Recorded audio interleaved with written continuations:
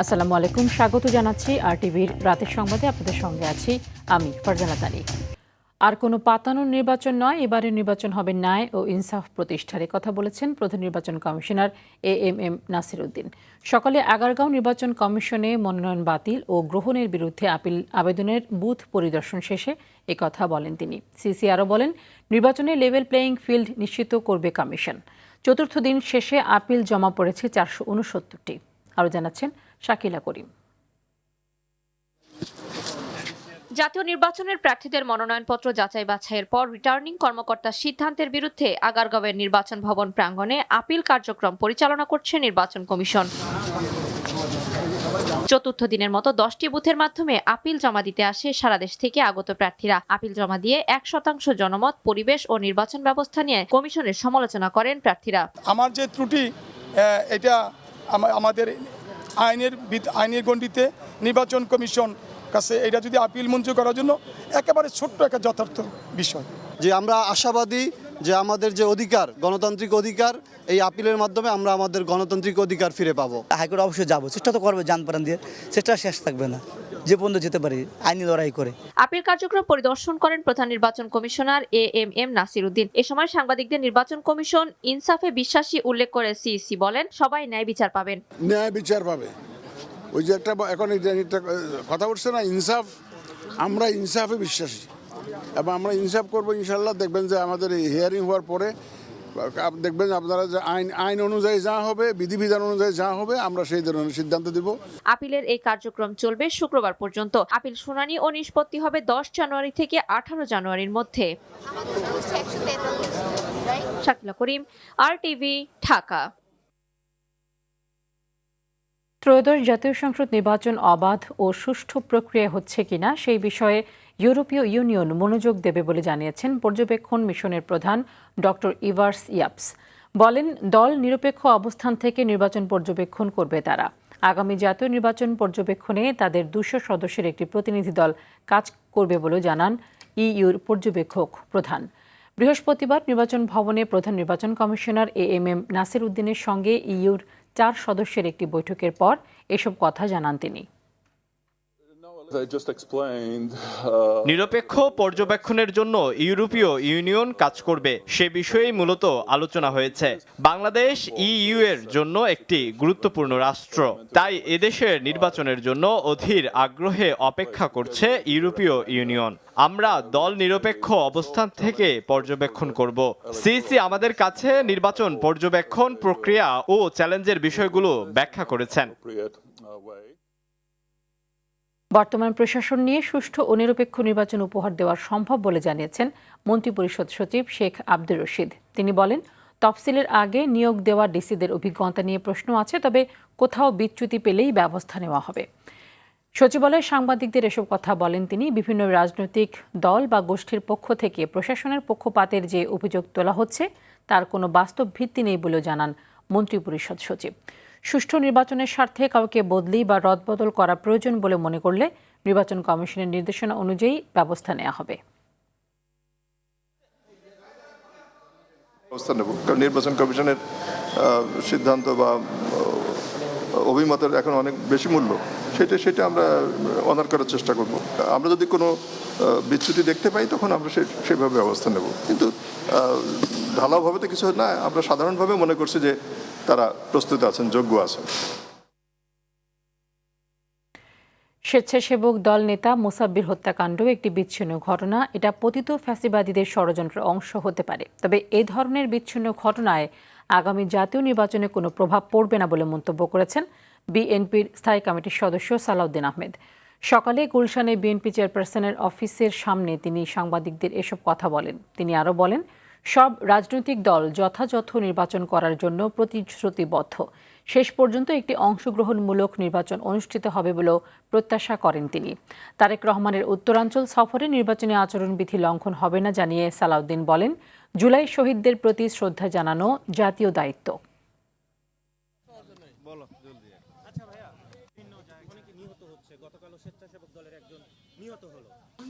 আমরা দেখতে পাচ্ছি এরকম কিছু বিচ্ছিন্ন ঘটনা ঘটছে। গতকালকের ঘটনাও তারই অংশ। এটা হতে পারে পতিত ফ্যাসিবাদী শক্তির কিছু কিছু ষড়যন্ত্র এখনো তারা চালু রেখেছে যাতে নির্বাচনকে বাধাগ্রস্ত করতে পারে, কণ্ঠকাঠিন্য করতে পারে, গণতন্ত্রের উত্তরণের পথটাকে সহজতর না করতে পারে, কিন্তু তাদের সেই প্রচেষ্টা কখনো সফল হবে না। দুর্বৃত্তদের গুলিতে নিহত ঢাকা মহানগর উত্তর স্বেচ্ছাসেবক দলের সাবেক সাধারণ সম্পাদক আজিজুর রহমান মোসাব্বিরের জানাজা সম্পন্ন হয়েছে।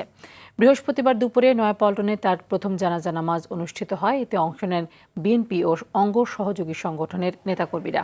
এ সময় মোসাব্বির হত্যার প্রতিবাদে আগামী শনিবার দেশব্যাপী বিক্ষোভ সমাবেশের ঘোষণা দেন তারা। জানাজা শেষে মোসাব্বিরের মরদেহ তার বাসভবনে নেওয়া হয়েছে। সেখান থেকে পরে কারওয়ান বাজারে বাদ আসর দ্বিতীয় জানাজা শেষে আজিমপুর কবরস্থানে দাফন করা হয়। গতকাল রাতে রাজধানীতে স্তরী বাজারে দুর্বৃত্তদের গুলিতে নিহত হন স্বেচ্ছাসেবক দলের যুগ্ম সাধারণ সম্পাদক মোসাব্বির।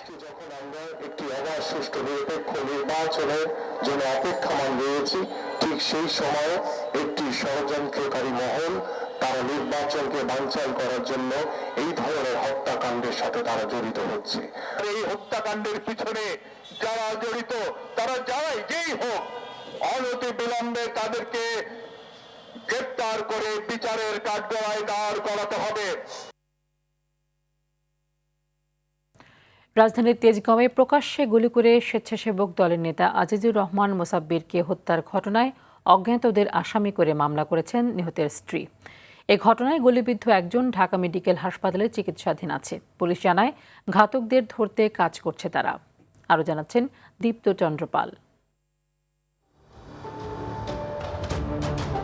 সিসি ক্যামেরার সময় অনুযায়ী 7 জানুয়ারি বুধবার রাত 8:20 দেখা যায় ঘাতকরা আজিজুর রহমান মুসাব্বিরকে গুলি করার পর কারণ বাজার স্টার বেকারি গলি থেকে বের হয়ে কাজী নজরুল এভিনিউর মূল সড়ক পার হয়ে কারণ বাজারে প্রবেশ করে। দুজনকে দৌড়ে পালাতে দেখা যায়। এর আগে অন্ধকারের স্থানে মুসাব্বিরকে গুলি করে হত্যা করে তারা। আজিজুর রহমান মুসাব্বির ঢাকা উত্তর স্বেচ্ছাসেবক দলের সাবেক সাধারণ সম্পাদক। এই ঘটনায় গুলিবিদ্ধ হন কারণ বাজার ভ্যান সমিতির সাধারণ সম্পাদক মোহাম্মদ আবু সুফিয়ান মাসুদ। প্রত্যক্ষদর্শীরা জানান কিলিং মিশনে অংশ নেয় বেশ কয়েকজন, তবে সিসি ক্যামেরায় দুজনকে দেখা গেছে। গুলি আমি 3টা শব্দ শুনছিলাম, অনেক মাসে 4টা গুলি হয়েছে। এখানে যখন গুলি দেখাইছে না, তখন করতেছে বলতেছে আমি পানি খাবো, আমার একটু পানি দাও মা, আমি আর বাঁচবো না বলে দোকান থেকে পরে আমরা কয়েকজনে মিলে পানি আইনা মুখে দিচ্ছি। পিছ থেকে একটা বাইক আসছিল, ফার্স্টে একটা গুলি করছে, মোসাব্বির ভাইয়ের শরীরে লাগে না, আরেকজন লোক ছিল মোসাব্বির ভাইয়ের লাগে। তখন এই গলিতে ঢুকছিল, মোসাব্বির ভাই এই গলিতে ঢুকছিল, আর এই লোকটা এই জায়গায় ছিল দাঁড়ানো। নিহত মুসাব্বিরের স্ত্রী বাদী হয়ে তেজগাঁ থানায় হত্যা মামলা দায়ের করেন। বিচার তো অবশ্যই আমরা চাইবো যে একটা সুষ্ঠু বিচার হোক, এই ধরনের ঘটনাগুলো আর না ঘটুক। প্রায় সময় বলতো যে দেখবা আমার কিন্তু হুট করে মেরে ফেলবে, আমার কিন্তু অনেক শত্রু হয়ে গেছে, তখন তোমরা কিন্তু বুঝতে পারবা না। এমনি হুমকি বা সিরিয়াসলি বলতো না। তেজগাঁও জোনের ডিসি ইবনে মিজান জানান হত্যার কারণ উদ্ঘাটনে কাজ করছেন তারা। এর সঙ্গে চাঁদাবাজির সংশ্লিষ্টতার বিষয়কে সর্বোচ্চ গুরুত্ব দিয়ে তদন্ত চলছে বলে জানান তিনি। প্রাথমিকভাবে আমরা 2 জনকে সন্দেহ করছি যে তারা ওতপেতে ওখানে ছিলেন। জায়গাটা অনেক অন্ধকার ছিল। ভিকটিম যে 2 জন তারা যখন যাচ্ছিলেন হঠাৎ করে তারা এলোপাথাড়ি গুলি করলে তারা গুলিবিদ্ধ হয়ে ছোটাছুটি করে চলে যায়। আবার যারা গুলি করেছে তারা আবার ব্যাকে চলে আসে। নিহত স্ত্রীর দেয়া তথ্য ও সিসিটিভির ফুটেজ আপাতত তাদের তদন্তের প্রধান আলামত বলে জানান তেজগাঁ জোনের ডিসি। আমাদের পাশাপাশি আমাদের ডিবি টিমও কাজ করে যাচ্ছে, র্যাবও কাজ করে যাচ্ছে। তো আমরা এখন পর্যন্ত খুবই প্রাথমিক অবস্থায় আছি। দীপ্ত চন্দ্রপাল, আরটিভি, ঢাকা।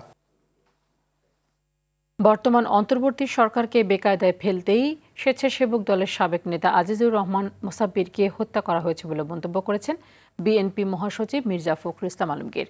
বৃহস্পতিবার বিকেলে এক বিবৃতিতে তিনি বলেন, ছাত্র জনতার আন্দোলনে আওয়ামী স্বৈরাচার শাসক গোষ্ঠীর পতনের পর দুষ্কৃতকারীরা আবারও দেশে অস্থিতিশীল পরিস্থিতি সৃষ্টি করে ফায়দা হাসিল করতে চায়।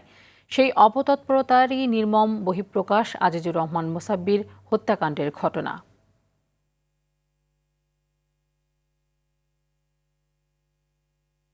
সাবেক প্রধানমন্ত্রী বেগম খালেদা জিয়ার কবর জিয়ারত করতে আজও জিয়া উদ্যানে ভিড় করেছেন সব স্তরের মানুষ।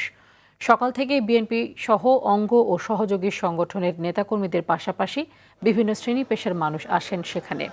নারী পুরুষের পাশাপাশি শ্রদ্ধা জানান শিশু কিশোররাও। রাজধানী ঢাকা ছাড়াও বিভিন্ন জেলার মানুষও ছিল এদের মধ্যে।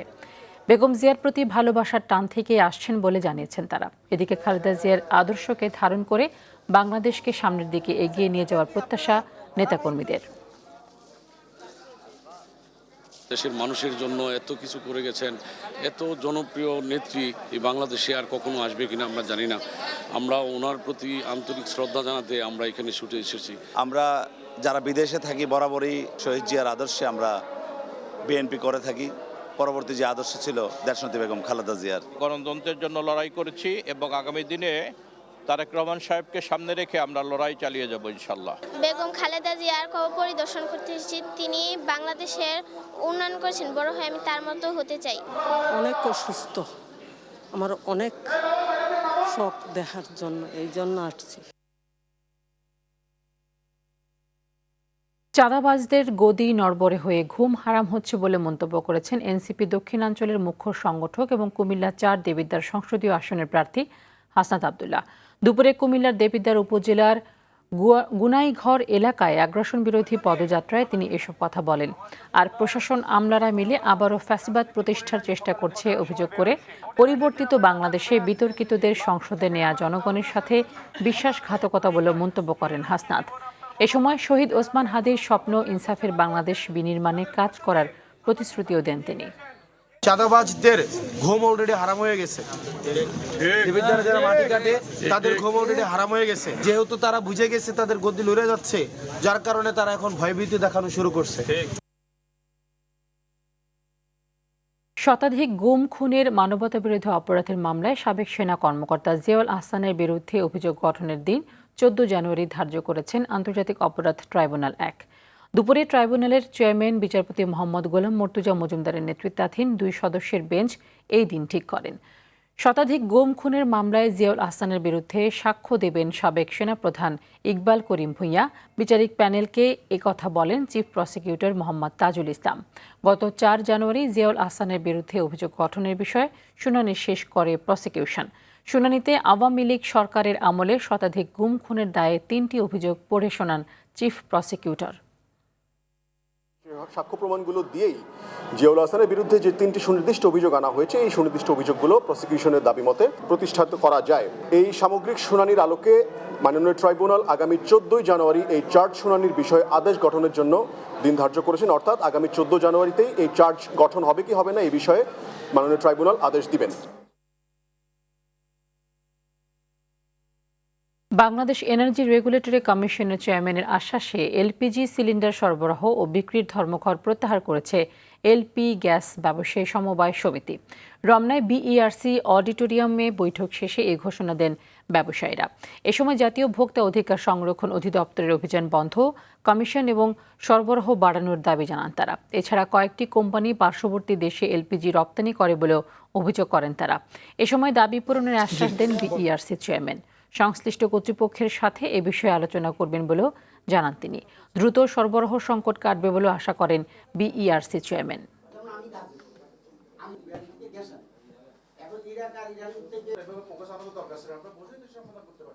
কর্মসূচিটা ছিল আমাদের অনির্দিষ্টকালের জন্য।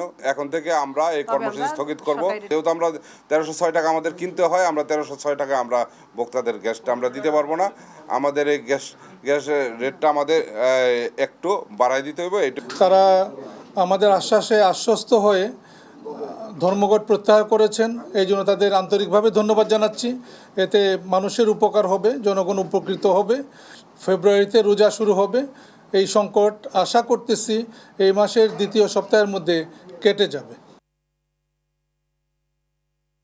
অত্যাবশ্যকীয় 295টি ওষুধের দাম সরকার নির্ধারণ করবে, যা দ্রুত বাস্তবায়ন হবে বলে জানিয়েছেন প্রধান উপদেষ্টার বিশেষ সহকারী অধ্যাপক ডাক্তার সাইদুর রহমান। সকালে প্রধান উপদেষ্টার কার্যালয়ে ক্যাবিনেট সভার শেষে রাজধানীর ফরেন সার্ভিস একাডেমিতে এক সংবাদ সম্মেলনে তিনি এসব কথা জানান। তিনি আরও বলেন, এই পদক্ষেপ বাংলাদেশের মানুষের ওষুধ প্রাপ্তির ক্ষেত্রে অনেক বড় প্রভাব ফেলবে। সরকার নির্ধারিত দামে ওষুধ বিক্রি করতে হবে। দেশের বাইরের জন্য পিপিপি দেখে কোম্পানিগুলোর প্রস্তাব যাচাই করে মূল্য নির্ধারণ করবে সরকার। আগামী কয়েকদিনের মধ্যে এই সিদ্ধান্ত বাস্তবায়ন হবে বলে জানান প্রধান উপদেষ্টার বিশেষ সহকারী। এছাড়া ক্যাবিনেট সভায় কোম্পানির অপরাধের ক্ষেত্রে কারাদণ্ডের বিধান উঠিয়ে শুধু অর্থদণ্ডের বিধান রাখার অনুমোদন দেওয়া হয়েছে বলে জানান প্রেস সচিব শফিকুল আলম।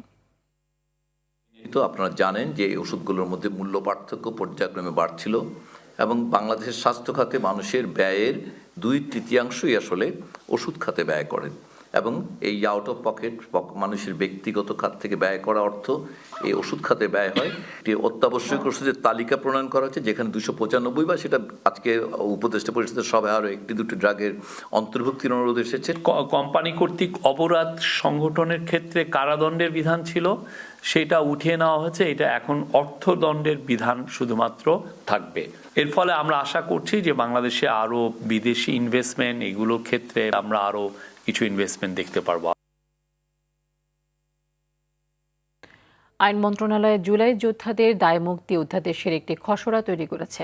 উপদেষ্টা মণ্ডলীর বৈঠকে তা অনুমোদনের জন্য উপস্থাপন করা হবে বলে জানিয়েছেন আইন, বিচার ও সংসদ বিষয়ক উপদেষ্টা আসিফ নজরুল।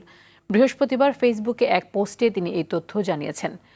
পোস্টে এই ধরনের আইন প্রণয়ন সম্পূর্ণ বৈধ উল্লেখ করে আসিফ নজরুল লেখেন, জুলাই যোদ্ধারা জীবন বাজি রেখে দেশকে ফ্যাসিস্ট শাসন থেকে মুক্ত করেছিল। অবশ্যই তাদের দায় মুক্তির অধিকার রয়েছে।